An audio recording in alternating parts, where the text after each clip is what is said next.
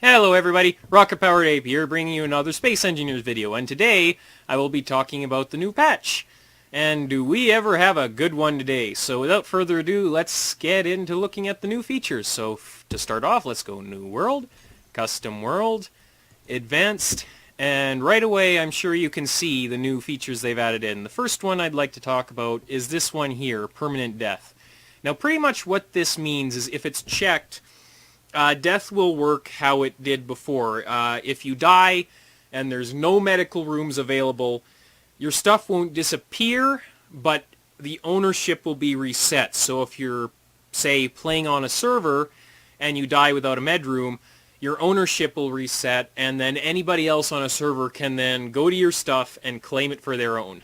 And now if you uncheck this, if you die, you just come back in a respawn ship and all your stuff still belongs to you. And the second thing they've added, which is also very welcome, is this little client save option. And that pretty much does exactly what you'd think. If you have a server set up, you can set up an autosave for the client itself so that you don't have to worry about having a moderator go in and manually save every time you want to save the server. And yep, that pretty much does it for the New World options, so let's get in game so I can talk about the new features in game. Okay, so now that we're in game, the first thing I'd like to talk about is the expanded functionality for antennas. Now, antennas were already pretty cool because if you had one attached to your ship or your station, you could set it so that you could see the individual components inside your ship or your station. But now, antennas can also see each other, so for example, I got that antenna way out there 5 kilometers away, and if I were to fly over here, we are now out of range of that antenna, so I can't see it. But if we fly over to this control panel here, turn the antenna on the ship on, now that antenna is in range of this antenna, and because I myself am in range of this antenna relays all the information both antennas are broadcasting to me. Now, the important thing to keep in mind is that an antenna needs to be inside the broadcast range of another antenna to pick it up. Now, I'll show you what I mean right now. If I fly over here, because this antenna is set to 5 kilometers, and that antenna is set to 200 meters, the antenna on the ship, because it's inside the broadcast range of that antenna, can see that antenna. But because that antenna is not inside the broadcast range of the antenna on the ship, it cannot see the antenna on the ship, and thus will not relay any information from the antenna on the ship to anybody that might be in range of that antenna. Which is really cool because this will allow you to, say for example, build chains of relay posts leading to like your mine head, your base, or to wherever else you might need without having to rely on beacons everywhere that will after a while just clutter up your HUD. Just beacon, beacon, beacon, beacon, beacon, beacon, beacon all around the corner of your HUD. And yeah, it can just turn into a mess. An absolute mess, I say. And yeah, if you fly back here, you can now see that because I'm out of range of both antennas, I can see neither. So the next thing I'd like to talk about is in relation to factions. Now, when factions were first introduced, obviously the primary thing that it allowed was ownership of blocks. Now, the problem with this is the blocks that you owned were almost indistinguishable from the blocks owned by your faction, because the blocks owned by your faction were in white, and the blocks owned by you were in this really dull, slightly off-white pastel blue color that was almost identical to the faction color. But if we go in here and switch that antenna's ownership to me, we can now see that instead of being slightly off-white, the things owned by you are displayed in this nice electric blue color, which makes it much easier to differentiate from the red enemy color, the green neutral color, or the white faction color. So yeah, very, very welcome change there. Very minor, but very welcome, because you know what? Sometimes the smallest things are the most appreciated. So last but certainly not least, a very welcome addition to the game indeed, we now have batteries! Yay! Ape loves batteries! Ape loves batteries! So let's go over here and take a look at how these babies work exactly.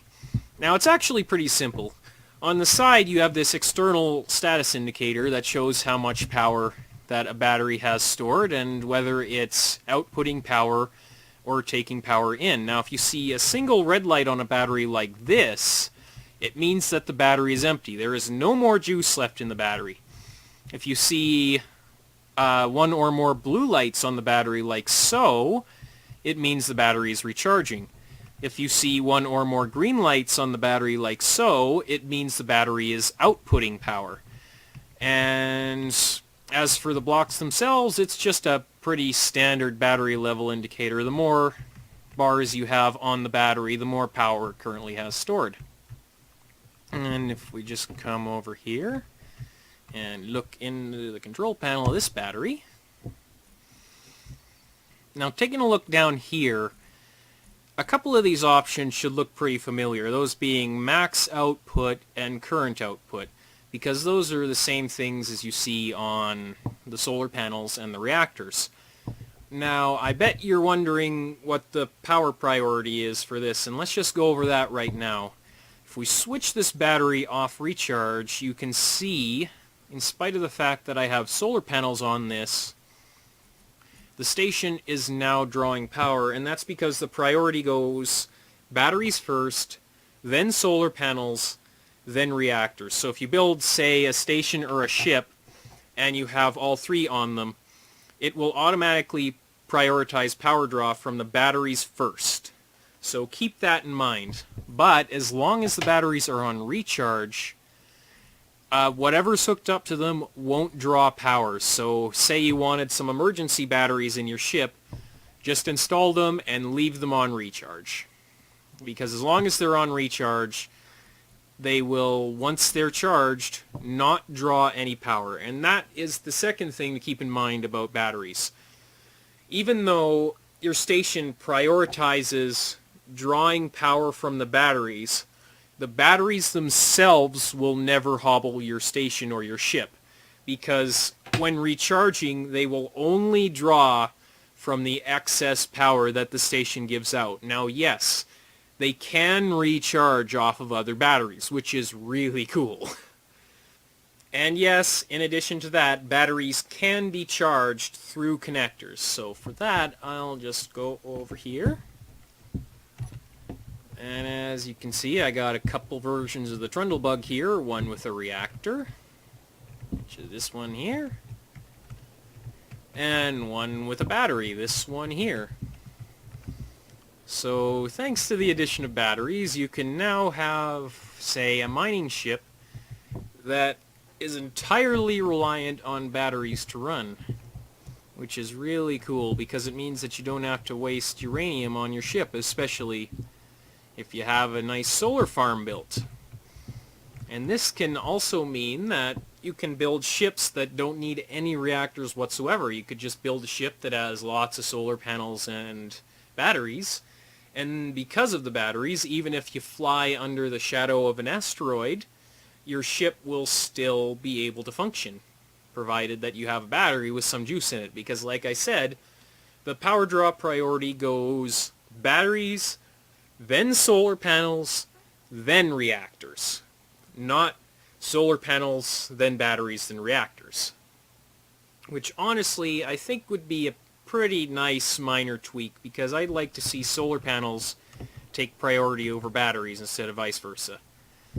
But other than that, no real complaints about this patch at all. Unexpected, but definitely welcome. So with that, I just have one last thing to say, and that is batteries, batteries, batteries, batteries, batteries, batteries, batteries, batteries, batteries, batteries, batteries, batteries, batteries, batteries, batteries, batteries, batteries. Yay! See you guys next time.